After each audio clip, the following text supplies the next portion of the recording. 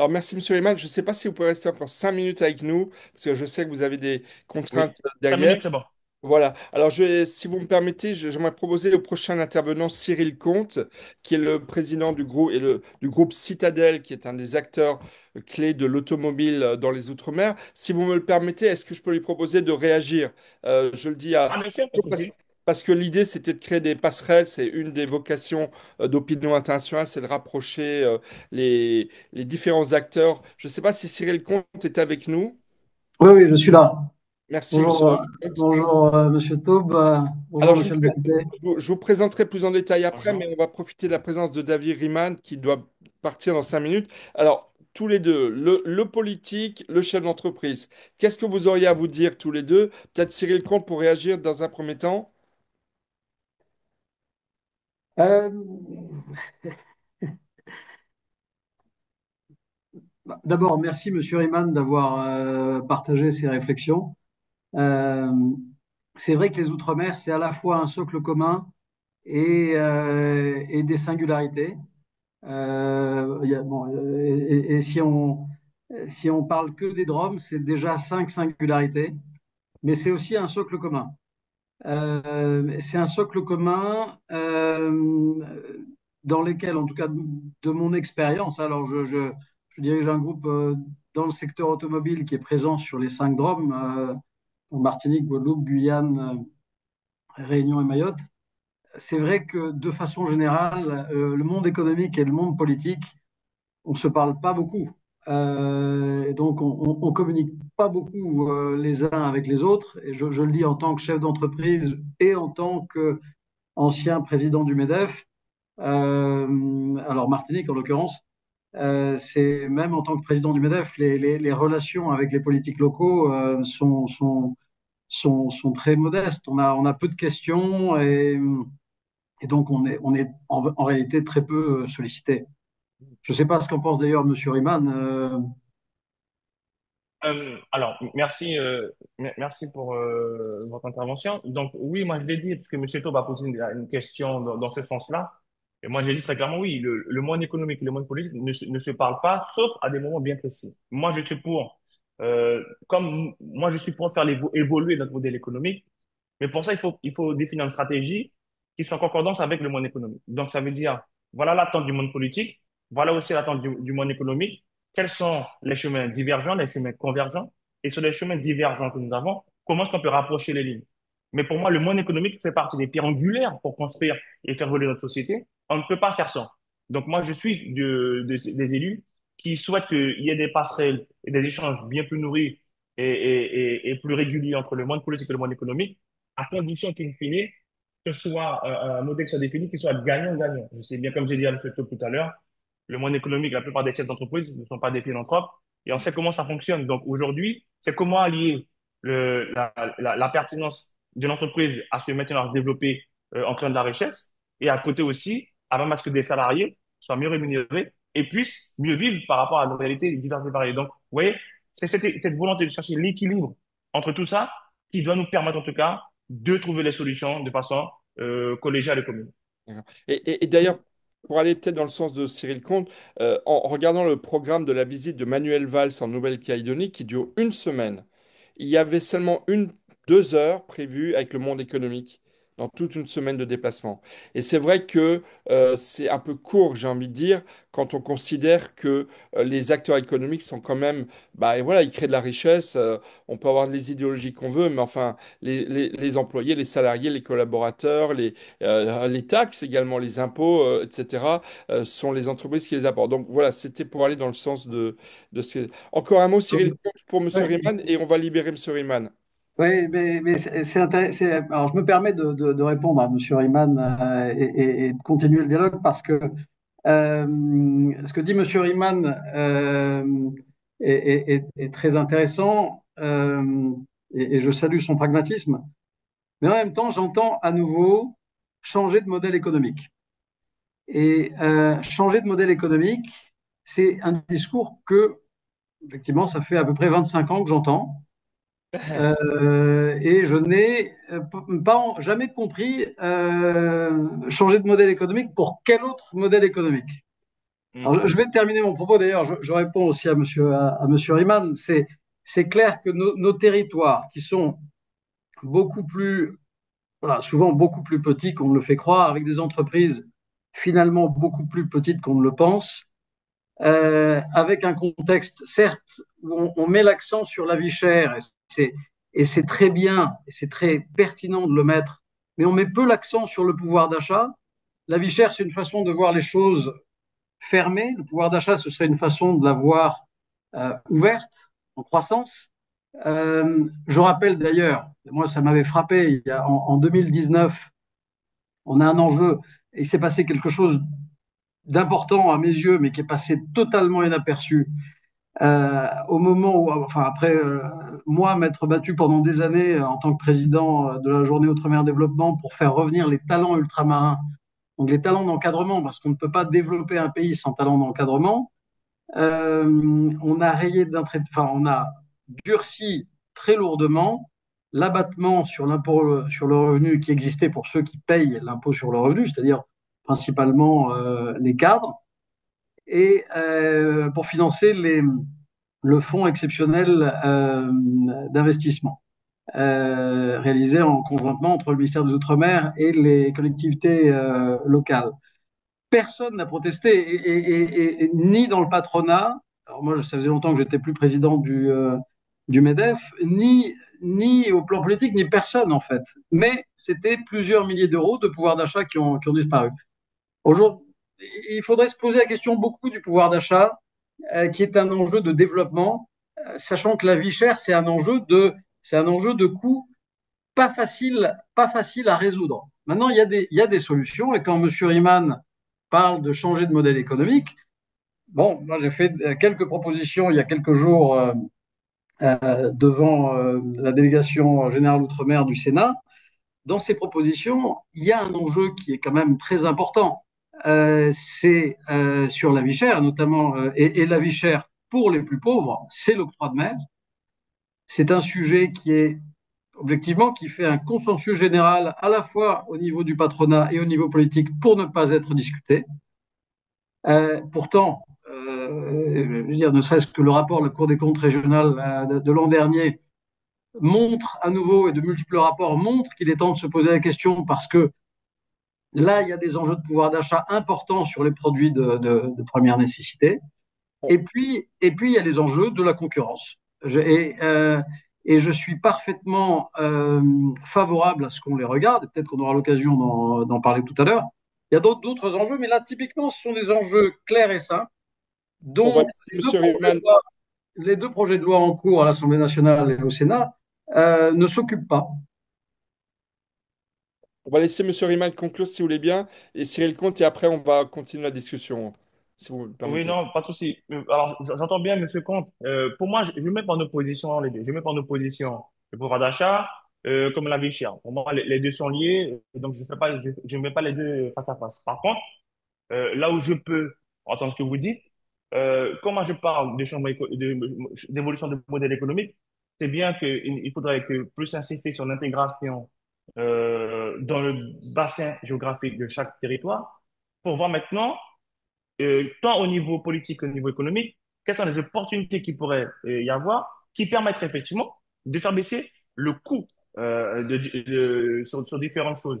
Donc, moi, je n'ai pas la science infuse, mais je prends la capacité des uns et des autres à trouver, au travers de débats contradictoires, à trouver, je l'espère, les solutions idoines et pérennes qui permettraient, un, à la fois d'avoir cette baisse du coût de la vie par rapport à la vie chère, et deux, comme je l'ai dit aussi dans mon propos, permettre effectivement une amélioration du pouvoir d'achat au travers aussi des salaires versés aux uns aux autres sur nos territoires respectifs. Donc, pour moi, il n'y a pas d'opposition de principe, mais à travailler de concert sur ces deux choses-là qui sont sur la table pour permettre effectivement, tant au niveau économique, tant aussi après aux uns aux autres, de vivre décemment dans nos territoires respectifs.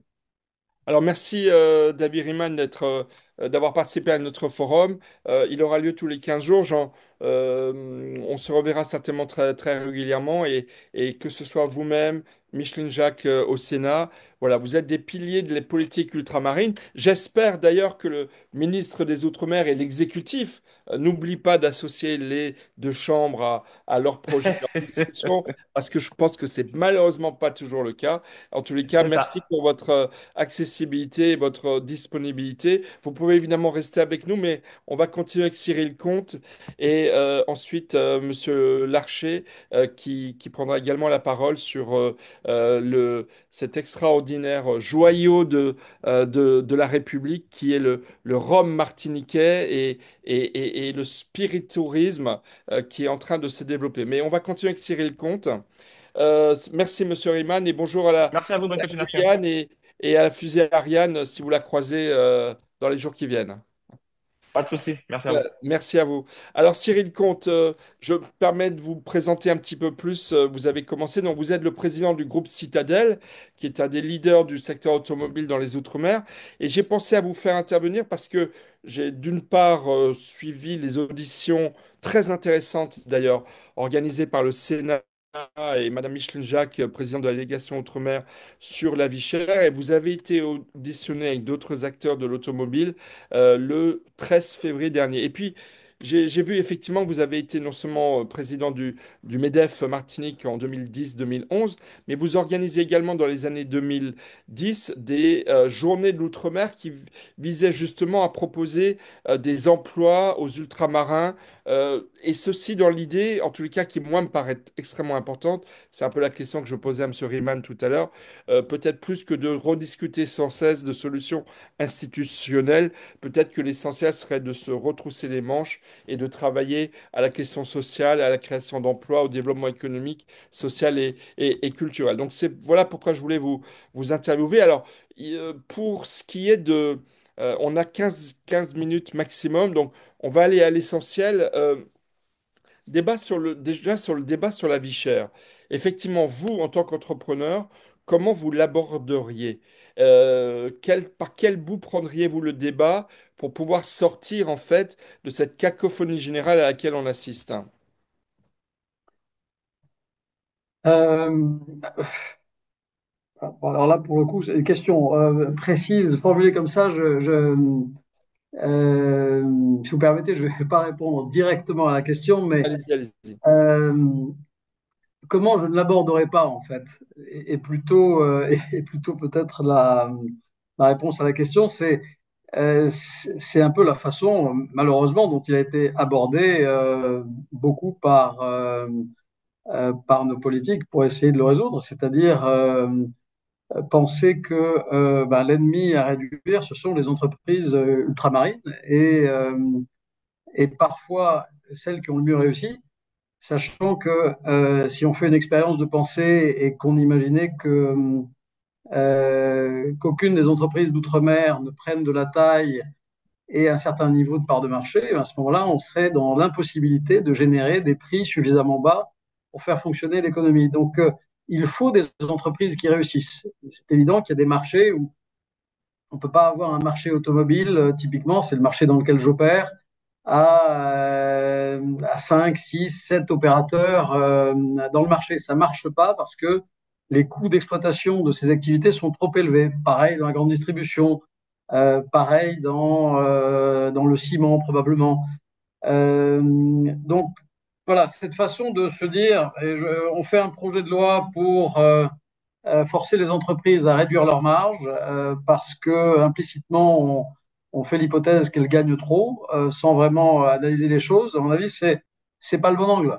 Parce que moi, je vais vous dire, si on prend cet angle-là, les effets concrets seront extrêmement limités.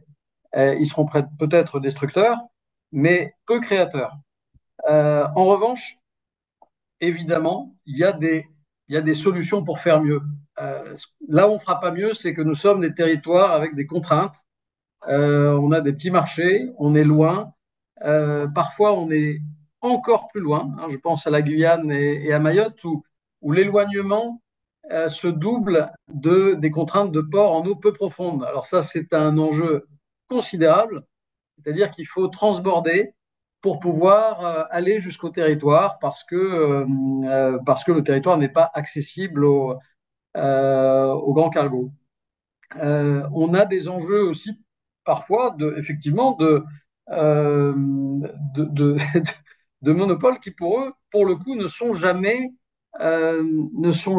traités. Donc c'est la question du port, la question du coût du débarquement des containers. Hein. Je peux vous dire qu'un container débarquer un container de pneus en Martinique, il n'y a pas plus cher au monde.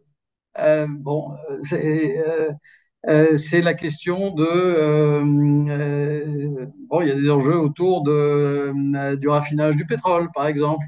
Euh, Ça, ces questions-là, elles sont rarement traitées.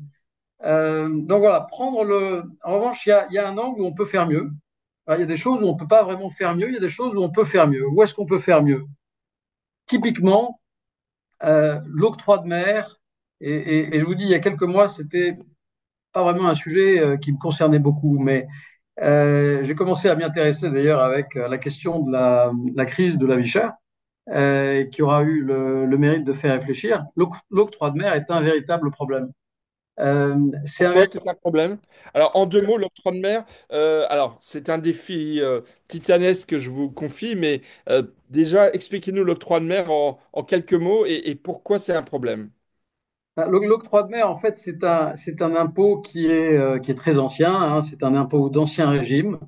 C'est un impôt d'ancien régime qui s'appliquait spécifiquement aux colonies, mais aussi à tout le royaume de France. Hein. On payait un octroi à chaque fois qu'on allait d'un bailliage, ou d'un comté ou d'une sénéchaussée à un autre.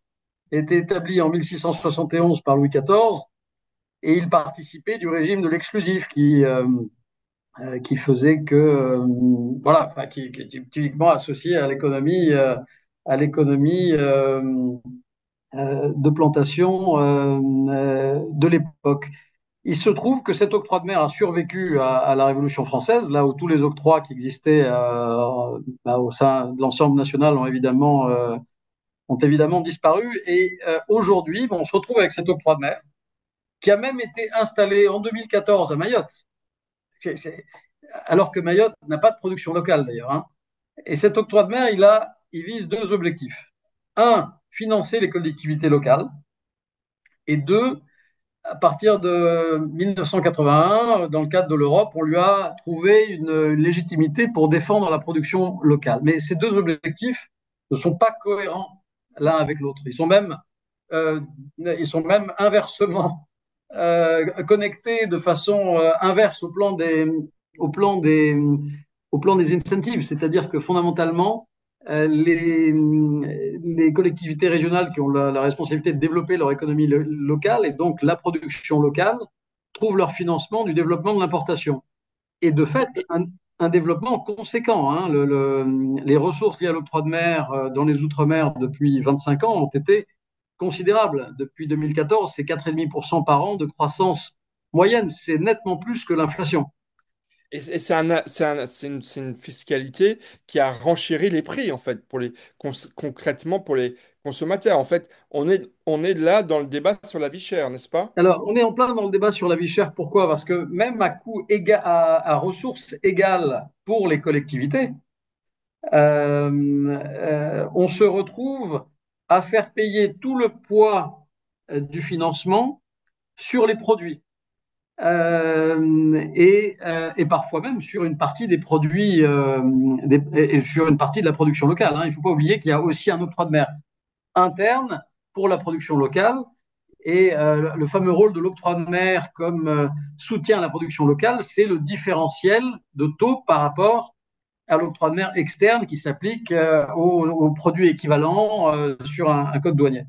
Donc, les produits, en général, c'est ce qu'achètent les gens les plus nécessiteux. On achète pour s'alimenter, pour se vêtir. J'aurais voulu vous dire, on pourrait acheter des services pour se déplacer, mais dans nos outre-mer, se déplacer, ça passe rarement par des services parce que le transport public est très compliqué, très congestionné. ça passe beaucoup par des produits qui sont, ben, voilà, typiquement les produits que je vends moi, hein, de l'automobile, des pièces détachées et des pneus. Alors que toute l'activité de service, elle, finalement, elle ne paye un octroi de mer que marginal sur les intrants qui lui servent. C'est paradoxal parce que la France, on a inventé un impôt que le monde nous envie, hein, qui est la TVA, qui est une taxation à la consommation et qui, elle, s'applique uniformément à tous les produits, à toutes les transactions. Euh, si jamais on appliquait, voilà, alors des études ont été faites, il y a des études, je tiens à le dire, c'est un souci aussi démocratique. Je ne sais pas si ça existe ailleurs, ailleurs en France, mais moi je connais mieux l'outre-mer. On a constamment en Outre-mer des études invisibilisées. Il y a eu à la suite du CIOM 2023 des simulations qui ont été faites. On sait que les simulations ont été faites pour remettre en cause ce régime de l'octroi de mer, elles sont invisibilisées. Il y a un rapport de la DGFiP qui a été Donc, vous invisibilisé. êtes, donc pour avancer, Cyril Comte, vous êtes pour sa suppression, clairement, et son Ah ben, remplacement par un mode alors, de fiscalité plus visible, plus transparente, n'est-ce Alors pas? d'abord, je suis. Alors c'est un impôt ancien qui a la faveur des industriels locaux. Bon, ben, il faut laisser aux industriels locaux cet octroi de mer qui objectivement n'est pas très tourné vers la création, hein, puisqu'aujourd'hui, si vous voulez créer une industrie nouvelle dans n'importe quel des outre-mer, ben, il faut convaincre la puissance publique locale de créer un différentiel d'octroi de mer sur la ligne de code douanier que vous allez envisager de produire. Donc, j'imaginais que là, on est déjà dans un mode d'organisation planifié qui est très ancien, qui n'a rien de moderne, qui n'a rien de flexible et qui n'a rien d'ouvert sur les nouvelles possibilités.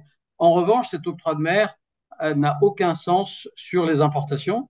Et il vaudrait mieux évidemment mettre en place une taxation qui financerait les collectivités locales et qui s'appuierait sur l'ensemble de la consommation, à la fois de produits et de services, avec un taux visible pour tout le monde. Il y a des enjeux de transparence en Outre-mer. Les gens, en fait, il y a clairement un enjeu de confiance, hein. Je vous garantis d'ailleurs que dans nos entreprises aujourd'hui, euh, le discours politique ambiant fait que là où on avait des clients satisfaits, on commence à avoir depuis quelques mois de vraies difficultés de communication avec des clients qui ont décidé qu'on était des voleurs.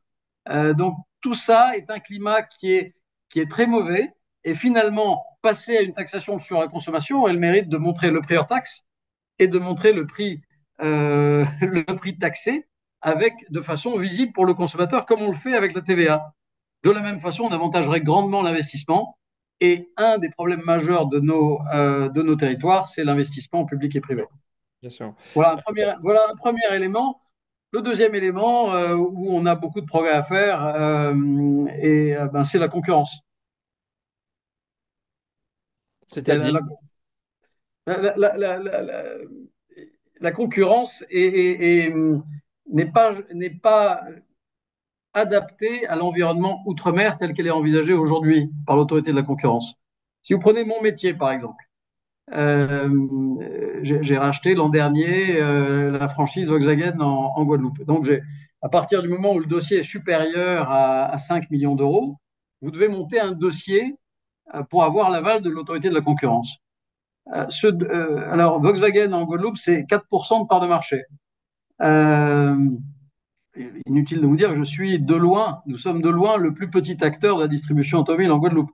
Nos concurrents ont 5, 6, voire 10 fois cette part de marché. Donc évidemment, c'est un enjeu sur la structure de coût important.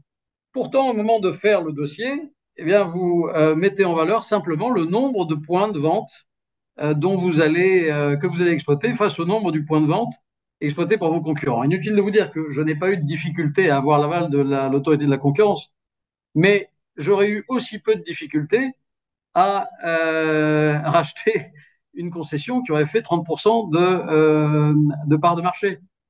Donc là, il y a un problème. Il faut que l'autorité de la concurrence adapte son filtre à l'environnement ultramarin et utilise les parts de marché. Le sujet est le même au demeurant avec les mètres carrés dans la grande distribution. ou avec la grande distribution, on s'intéresse au mètre carré et pas à la performance et pas aux parts de au marché. Un peu comme si ouvrir un supermarché je sais pas, à Beauvais était équivalent à l'avoir dans la petite couronne parisienne. Donc, il y a un vrai biais sur la gestion de ces dossiers et je pense qu'il faut s'y intéresser. De la même façon, il y a un autre biais, c'est qu'aujourd'hui, on est dans des marchés où les choses vont être beaucoup rebattues, notamment par l'arrivée des marques chinoises. Et, et la nomination d'un importateur ne rentre pas en ligne de compte, voilà, n'est pas soumise à l'approbation de l'autorité de la concurrence. Je vous prends un exemple. BMW est tombé aujourd'hui en Martinique et Guadeloupe, ce qui vous montre voilà, que ce métier est difficile à faire et en même temps difficile à faire à petite taille. Le repreneur de BMW aujourd'hui, on le sait maintenant, c'est le groupe Parfait. Le problème de cela, c'est que le groupe Parfait est déjà en Martinique distributeur d'Audi et de Mercedes et de Land Rover et va devenir distributeur de BMW. Dans ce segment du véhicule premium, ils vont passer à 75% de part de marché. Alors, Monsieur Taube, est-ce que 75% de part de marché, c'est pas assez ou c'est trop? On peut s'interroger. Mais pour le coup, l'autorité de la concurrence n'aura pas l'occasion de s'interroger sur la question. Et ça, c'est un problème. Et donc ça, il faut le revoir. Alors, une chose, avant de vous poser une dernière question, qui m'a sidéré en m'intéressant aux Outre-mer, c'est combien les normes françaises et européennes sont souvent inadaptées, en fait, aux différents territoires d'Outre-mer. Notamment, il n'y a qu'un seul exemple, vous êtes dans le secteur de l'automobile et vous expliquiez à certains politiques qui avaient l'air de le découvrir que, par exemple, les moteurs de voitures qui arrivent dans des territoires où il fait très chaud, où il y a une très forte humidité, ne réagissent pas de la même manière au climat des Antilles ou de la Guyane que à ceux de l'Allemagne ou de la métropole. Et il y a un problème, je trouve, d'adaptation, de souplesse qui se pose en fait dans le champ économique. De façon assez cruelle et qui, j'imagine, est un très gros problème pour les acteurs économiques qui ne font, contrairement à ce que pensent ceux qui ne connaissent rien à l'économie, que dans de la dentelle, c'est-à-dire qui s'adapte à chaque marché et j'ai envie de dire à chaque client. Oui, alors, cette question des normes est une question épineuse parce que il faut savoir ce qu'on veut aussi. Est-ce qu'on veut être dans l'ensemble national ou est-ce que voilà, les territoires d'outre-mer, eux, ne sont pas dans le champ des normes européennes? Nous, notre groupe, on est présent sur les départements-régions. Les départements-régions d'outre-mer ont déjà la capacité de singulariser un certain nombre de choses. Est-ce qu'on le fait de façon pertinente? Le problème, c'est que pour le faire de façon pertinente, il faudrait se parler beaucoup. On en revient à la discussion qu'on a eue tout à l'heure avec le député Riemann, et j'ai beaucoup apprécié sa franchise et sa simplicité dans la discussion. Mais pour qu'on puisse trouver des solutions gagnant-gagnant pour nos territoires, il faudrait qu'on ait l'occasion d'en parler, c'est-à-dire qu'on puisse être sollicité, qu'on fasse des propositions. Alors, il n'y a pas très longtemps, en Guyane, d'ailleurs, le député Castor a proposé que les pick-up, qui sont un véhicule singulièrement utilisé dans nos espaces, échappent à la règle du malus. Il a été soutenu par l'unanimité des députés de l'Assemblée, mais c'était rejeté par le gouvernement. Il faut aussi que le gouvernement euh, rentre dans la discussion, écoute les propositions de ces députés. Voilà, on est là, j'ai pas de réponse claire sur les normes, mais en tout cas, je suis sûr qu'on a besoin d'y travailler. Pour y travailler, il faut qu'on se mette autour de la table et Autour qu'on d'une discute. table, bien sûr. Une dernière question, Cyril Comte, qui est la même que j'ai posée aux autres intervenants et que je poserai tout à l'heure à Monsieur Larcher. On a un nouveau Premier ministre, un nouveau ministre des Outre-mer, mais enfin on a aussi un nouveau Premier ministre. Qu'est-ce que vous attendez de lui? Est-ce que vous attendez quelque chose de particulier ou est-ce que votre réponse sera la même que celle de David Riemann? Alors, bon, écoutez, alors moi, d'abord, euh, ma réponse ne sera pas la même que celle de Dava Yeman. On a la chance, pour une fois, Je vous dis, ça fait 25 ans que je fais ce métier dans les Outre-mer.